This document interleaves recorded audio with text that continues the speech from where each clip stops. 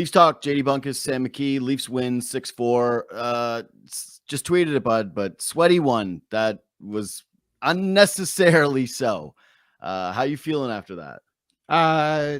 If you want to copy and paste my thoughts from the Edmonton Oilers game, done. Leafs talk for this evening is now done. Can go watch the Jays get blown out for the rest of the game, and it is now over. 7-0. Yeah. Jays getting shelled.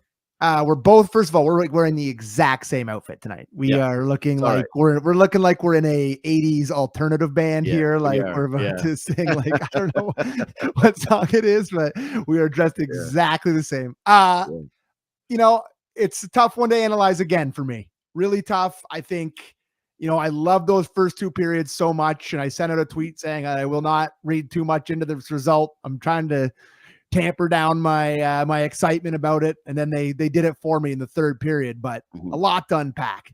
Do you like the first two periods more or hate the third period more? Well, what side of it are you on? This sounds like apologist talk, but I like the first two periods more because it's more hockey and they won. So it's hard to like I set you up for an alley-oop there. Yeah, but do you remember what I said in the copy and paste Oilers show and you disagreed with me? A little bit. We do a lot of shows. Early when the game starts to melt down, they kind of have a meltdowny feel. And I thought that part of it was that Keefe was not abandoning still rolling four lines. He just kept deciding to throw meat out against Florida's best players. And guess what? It didn't work. He threw the Nyes line out against Barkov when it's a 3-goal game. Bang, it's a 2-goal game. And then Ryan Reeves is on the ice inexplicably when they're pulling the goaltender and making their biggest push at the end of the game where there's an icing call. So I think that it was some stubbornness from Sheldon Keefe. It was a little bit of the Leafs going into the tank. And some of it is that I think that they get squirrely in their own end. They start losing puck battles. And I'll say this, man, I've been the biggest Samsonov guy that is out there. And I'm not putting this on him, but I will say that is one of the things that I still don't feel the most confident in is when the game starts to melt down, I feel like he melts down with it. So I don't love the third. I love the first two, but it'd be nice to see them close that game, like close a high event game for sure, and not feel like their hair's on fire to finish it. I think tonight, the Edmonton one, you had Riley and Edmondson playing in that game and Liljegren as well. I think tonight, where you don't have two of your more defensive conscious forwards still with Marner and Yarncroc, you're playing a lot of kids out there right now who may be playing their way into a playoff lineup, who knows, and you're down three regular defensemen, with Riley, Edmondson, and Liljegren. Like, I think I do...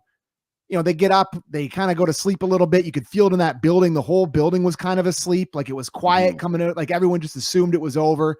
They get one really quick and it just immediately, that whole building thinks they're blowing it. And I think the whole, part of this to me is why the road, starting on the road, the being an underdog in a series against this team isn't the worst thing, where you can start out there. You can maybe get a split. You come home. Like to me, the fans definitely feed the way that this team feels. They can start hearing the murmurs. Like it's just, there's a lot of ghosts that they're going to have to get by here. Bud. Let me jump in here because I got a lot of thoughts on this, and this is okay. I know it's weird to be kind of starting a Leaf show talking about the fans and the buildings and the ghosts, but so I had Brendan Belt on my podcast this week. Subscribe and review, leave 5 stars, do those things, go back and listen to it. I asked him about the energy in the Rogers Center when the Blue Jays were starting to kind of melt down their season. And he said, hey, I normally wouldn't admit this, but I'm not in baseball right now, so I will. But yeah, you could feel it. And the energy in the building was a real factor to the players. I started my podcast today. Again, subscribe and review JD Bunkis podcast, as well as this one, leave 5 stars, by trying to flesh out this feeling with Gazdic about how the one thing that I feel like these Leafs players miss out on a little bit that other generations of Leafs players haven't, is that the disconnect from the actual real fan base, like in watching that Buffalo Sabres game with what those guys play in front of every single night, isn't really there, because you get these sleepy buildings, these corporate buildings. And then the crowd was incredible to start this game. There's Go Leaf Go chants. They rose to the occasion with the Robertson goal. Big pop. Yeah, it was a big pop. There was some just juice in the building, and I'm with you. I think that the crowd went to sleep in the third, and so did the players, and that the energy hit a lull. And I'm not gonna blame the fans, okay? No. This isn't You idiots. But obviously, do your job. Go out there and earn your millions of dollars and shut down a hockey game. But I just think that there is something to the connectivity of the fans in the arena and the way that these guys play at home and defend leads that is real. And especially in moments like that, where you mentioned it, that everyone's just, I guess we'll go back for the third, or should we beat the traffic? They're going to win this game. And they're kind of thinking, I need another sip of Chardonnay and another sushi roll. Where's the Drake Club in here? But the heartbreaking thing is like watching the highlights from Buffalo. And like one of my takes that I've said to you a million times, you know this take, but what the Scotiabank Arena would look like if it was first come, first serve night. It would be an absolute madhouse, and they'd be chanting "Go Leafs, go!" all the whole night. They'd be supportive the whole night. Like it wouldn't be the way it is in the third period tonight. So, brother, if the people that are watching this show right now, the ones that are live in the chat, and that better be hitting the thumbs up for God's sakes, you should, that are commenting on this stuff and paying attention to it, if they're there every single night, I do think that the players are a little different. Just night in, night out, getting to play in front of a passionate fan base matters, and it's just not that way in the building sometimes. Anyways, the stuff that I think they're really good in the playoffs. I will say, once playoffs start, the building does change a little bit, except for, when it gets a little greasy. But I think even our fans would be in there getting a little tight, hole when the Leafs are losing a game 7. So to summarize this, I think it's a multitude of factors for nights like this, which is the players think that they've got a big lead, and so naturally they take their foot off the gas. Yeah. The Panthers have a coach that's probably in there during the second period, just giving it to them and being like, what the hell are you doing? Oh, yeah. It's an opponent that they probably feel like if they can get an early one, that they get some jump, which they do to start the period, right? If the Leafs can just go the first 5-6 minutes of the period without giving up a goal, I think it's just a normal night. But instead, it's just like 2 minutes into the period, and bang, one's in the back of your net before you can even blink. And all of a sudden, you've got to deal with the rest, like a full period of, oh boy, everyone gripping the sticks too tight, whether it's the fans, whether it's the players, whatever. Yep. I think you're right that the defensemen that are in this game, it definitely matters. Like having Connor Timmins and Mark Giordano as a pairing is not the best thing for you. I will say that one of the biggest goal of the third was Brody and McCabe having a miscommunication behind the net, which I thought was pretty inexcusable stuff.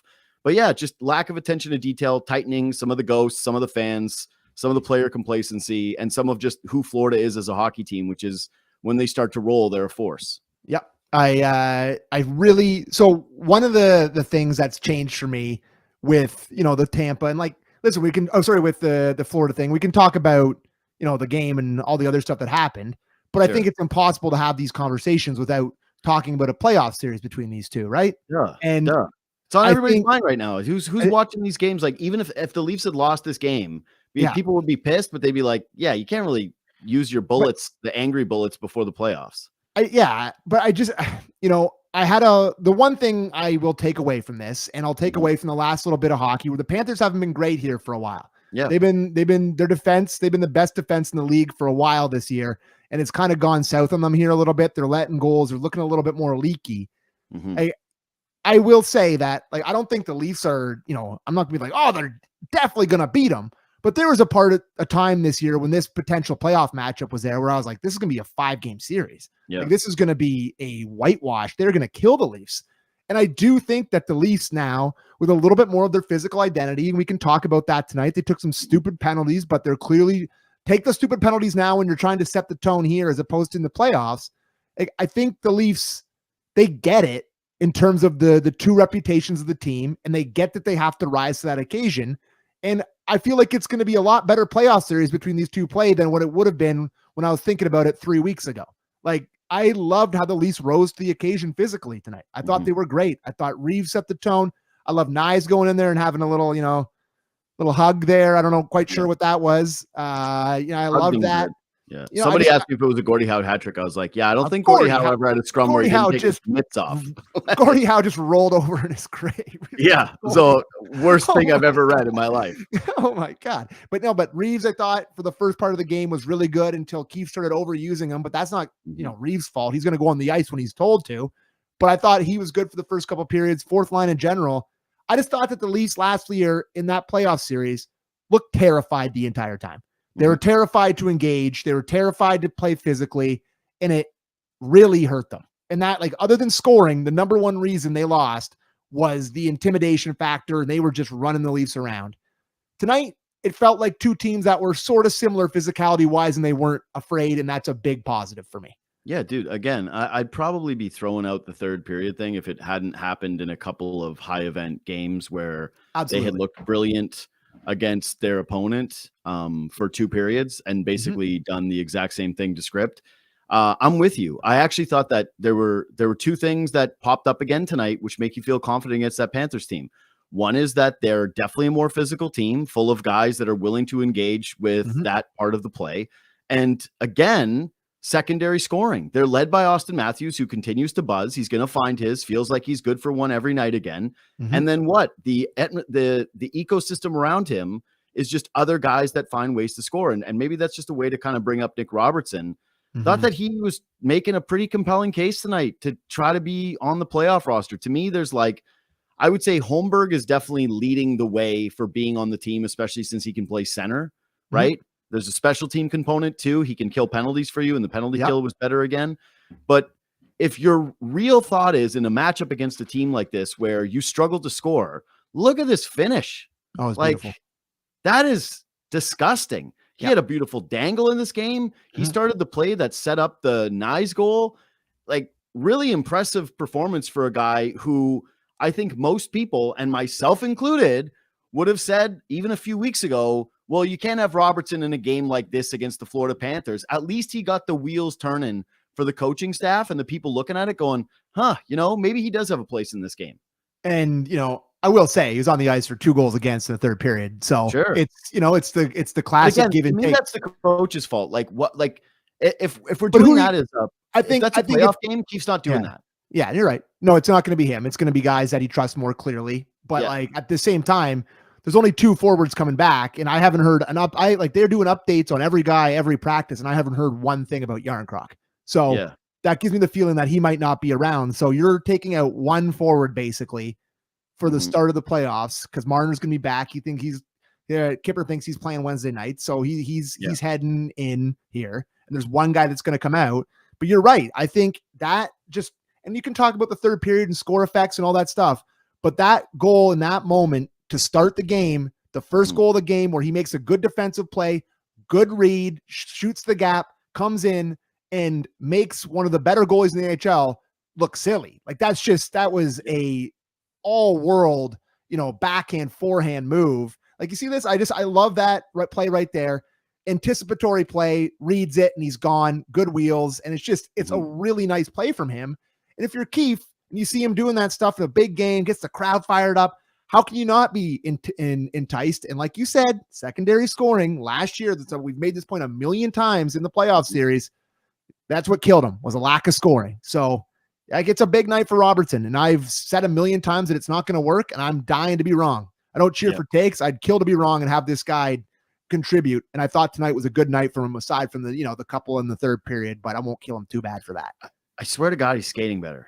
He is. He's confident, man. The puck's going in for him. I think he likes playing with these 2 guys, a little bit of a kid line. They all have a kind of an identity. He's playing confident and I got to give him credit. He's maybe the 16th chance is the one. Yeah, maybe. But again, it's a night where they do get secondary scoring where it's Holmberg sets up Nyes who buries 1. And you feel like if you did have that kid line out there that yes, of course they're going to be a defensive liability.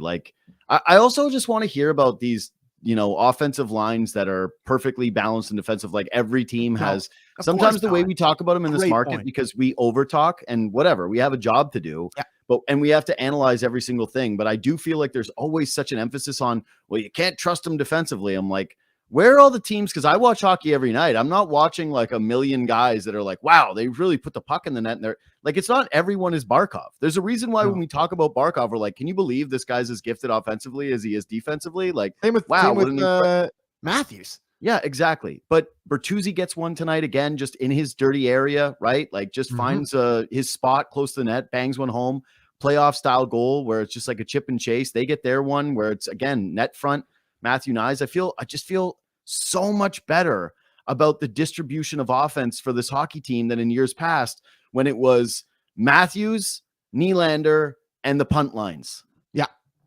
No, it's a remarkable how much different of a feel offensively they do. I agree completely. And it's just night and day. You know what? Maybe what we're getting to with all this is like, this is the price you pay. Is you're going to feel so much better about your ability to put the puck in the net.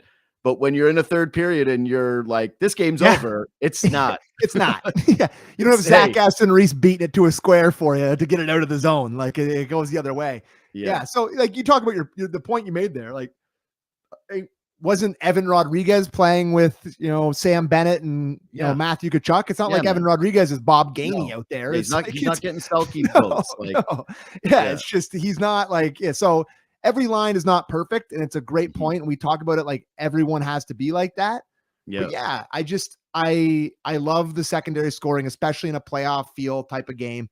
And I did think that the Panthers, and I think we can give the Leafs a ton of credit for kind of taking it to them in the first couple periods. They did. They totally caught him. I thought they played like crap too. I thought there was a lot. Yeah. Second period, I thought the Panthers were completely done. They were terrible. They really, and give credit to Maurice, which I never ever want to do. He really got them going, and they came out with their hair on fire. I don't know what he said to them. Probably talked about being good pros and whatever other soliloquies he likes to. But he talked to the media for 10 minutes today. 10 minutes, just waxing poetic because I don't know. I'm a Maurice guy, so yeah, I know, me too. I remember him from his time with the Leafs here when they came. He coached the Marlies or whatever. But it's just when he's an opposing coach, especially for one of the rivals, you're like, oh, okay, buddy, we get it. Holy, you're the most interesting guy in the world. I think he's just an articulate guy who's thoughtful and passionate, and emotional, and like, he goes a little too far sometimes. But I got time for Paul Maurice. I actually thought he had a quote the other night that's one of my favorites. Free effing quote night or whatever. He said it's free quote night. Yeah. Say write whatever you want, and I won't push back on it. I was like, what a line. That's just clever stuff. No, it's I know. I get it. I know what you're saying. It can be a little bit much for sure. But I don't know. I kind of appreciate that there's a coach in hockey that isn't just like John Tortorella, who was like, I'm cranky all the time. I'm dying for them to miss the playoffs. I've never wanted anything more for them to choke it out and miss the playoffs. Dude, and he's like, we were in a rebuilding year. Let me ban my players some more. That's what I'm saying. It's like, I can't be the guy that harps on hockey culture, never saying anything, and then also kill the guy that likes to say stuff. So I got to pick a lane, and the lane is that I prefer the guys who like to speak. Okay. Even though it just so happens that the two guys who like to speak coach two of the three teams that I hate the most. And so that has something to do with it, it has a little bit to do with it. Yeah. Anyways, Matthews scores 62. The hunt for 70 is beyond real. I shared some thoughts today on my feeling. What? I don't want this. I wish. Oh, I want it so bad. Okay, good. This is perfect because I totally disagree. Go on. Tell me about why you don't want it. So it's not that I don't want it per se. I really want the Leafs guy to get 70 goals. It's unbelievable. Yeah. But I am concerned about just him going into the last week of the season where you play two of your fiercest rivals and you're playing him in totally meaningless games when he's on 67 or 68 goals for him to get this number. And somebody knows that he's playing in these games and they know they're playing him next week and they're whacking at his wrists. They're going on his back for the guy that's injury prone and really goes away when he's not feeling as well. Part worries me. It absolutely worries me. And I kind of liked it better when he was just floating around 60 and he's going to maybe get to 65 and, you just away we go. And you get 65 goals, ties Ovi's whatever record that he's had. And away we go. Okay. But, so I hear you. Yeah. Hockey's a physical sport. Yeah. He's an important player. And you start to get a little nervous because you think, oh boy, what happens if Kachuk in game 81 just decides. I don't think it would be Kachuk. Whatever. I don't think it would be or one of those dorks. Sure, Lomberg. Pick your guy. Pick a quote night. I won't push back on whoever you want on those guys. Yeah. They decide that they're gonna slash him across his just impeccable goal scoring wrists. Right? Scary stuff. Here's my counter. Two things. One is I really think that this team, like, as much as you want to have the more physical identity, as much as you want to have the secondary scoring, that it is secondary scoring. What happens in that Bruins game when the Leafs are mixing it up and getting into fights, but the game's over and they lose hockey games? It's like, oh yeah, Matthews didn't score. Who cares if you fought? You actually kind of look like not bozos. Like, I'm glad you care, but it looks forced to me when they do that stuff. Like, okay, well, we have to resort to this. The team's true identity is that they feed off of the greatest goal scorer on the planet. And when he's ripping pucks into the back of the net, it sends an energy through the building. It sends, we started this episode with like energy. When Matthews is scoring, that's when the team has the most energy. That's when the team has an identity that all of a sudden all the other things kind of fall into the pecking order. And so for me, keeping your best player engaged down the stretch, having something to play for in meaningless games, which is Austin Matthews locking in and trying to hit 70 goals, that matters to me. That makes me feel like they're the team that goes into the playoffs hot and is playing with something. That means they didn't have that malaise that we're worried about over and over and over again. Yeah, injuries can happen. That's scary stuff. But I just think that the actual potential upside here of, hey, your goal scorer is riding a hot streak and feels great about himself because he just scored 70 goals going to the playoffs, that probably will turn itself into something bigger and greater than the other thing. Also, last thing on this. Quickly, hey, man, that's a good point. But I disagree, but I'll definitely hear your point on it. Sure, but I also agree with the fact that like the injury stuff is scary. I also think that we as Toronto sports fans, because we had Kawhi Leonard, we're the most like, oh my God, he's going to get hurt. Like, we're the number one city on planet Earth that cares about load management because we got a championship in sports because of it.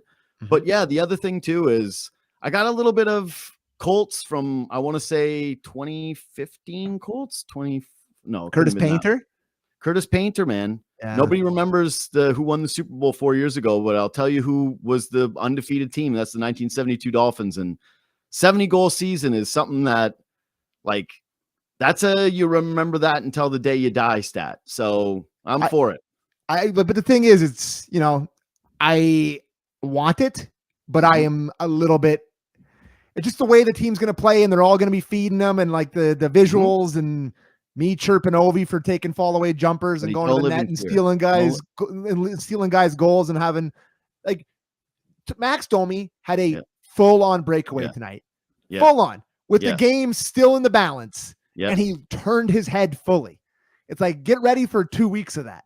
It's like, are you trying to play games to get ready for the playoffs? Or are you trying to get 2 weeks of force feeding the puck to Matthews to get him to 70? But wouldn't you agree that it's like Devin Booker trying to get to 70 points at one game when he's just like chucking up shots? I don't think it's unless it happens. Like there's a chance he's really good, and that line together is awesome. And I'm really, really interested to see what's going to happen at practice tomorrow because I don't know if they're practicing tomorrow. I'm not sure if they're off, but I'm sure if they're practicing tomorrow, Marner's going to be back in there. Maybe they'll get the line rushes going, see what happens. But that line has been so good. And it may just happen naturally because they've been nasty and Matthews has really figured out how to play the center role here with those two guys. And it may just happen naturally. But to me, if you go into the last two games and he's up and it's just comes down to that and he's force feeding it, to me, it's just, I don't think it's a good, I don't know. Yeah, you're living in fear. I get it. You're living in fear. I'm more worried about them playing well and being rested for the playoffs. Playing great. Him getting 70 points. I know. They've been playing great. So what are you talking about? Like, there's a couple moments. There's been literally 2 moments where Domi has made stupid plays trying to force feed Matthews. He's at 61 goals. You think now that they're going to go into these games where he's maybe close, it's going to happen more and more? It's fine. It's fine. Max Domi's not going to be playing with Austin Matthews much longer, so you're not going to worry about that anyway. Like, no, he's going down. Like, it's going to be Mitch Marner trying to feed him to that 70 goals and them trying to get right. It's going to be them on the power play trying to get those goals. No, the team has power play, buddy. They can't complete a pass on the power play. Yeah, and I think Mitch coming back and Morgan Riley coming back, which the two guys is hopefully going to get a boost. Everyone's like, what happened to the power play in March? They were 4 of 45 or whatever. I'm like, they lost their like most important guy on the power play. Connor Timmins is up top. That's what happened. Yeah. Hey, guess what? Connor Timmins, not very good. Like, the more you see, the less you like. I think he's been like, passable for the injuries when guys have been playing. Like, I don't know, but like if the goal, top power play. Yeah. If the goal there is that he needs to be your 9th defenseman, then fine. He's your 9th defenseman. It worries me a little bit with the Liljegren injury that they like the righty stuff. And I don't know. He feels too close to playing meaningful games. But yeah, I'm all for him going for it. Nothing else for me really, like all kind of minor notes that I don't really need to hit on. I got a shout out. Yeah. Shout out Simone Benoit, +4 tonight. Yeah. Zeros across the board, but +4 and 2 minutes for a really dumb penalty. Evan Rodriguez hooked him a little bit, but he threw him down good. And the problem was he made an awesome play with his stick and like cut off his lane. And I was like, wow, what a great play. And he's like, I'm hammering you to the ice, and he did it. But I thought he was really solid tonight again. And it's just, I love that. I love that contract that they signed him to. And I thought he was really good tonight. Solid, nice +4 for him. That's got to feel great. Yeah, it's good. Yeah, I thought he was solid tonight. And for me, I'm just looking through my notes here. Anything else that I have? Not really anything else. No, I'm good. All right.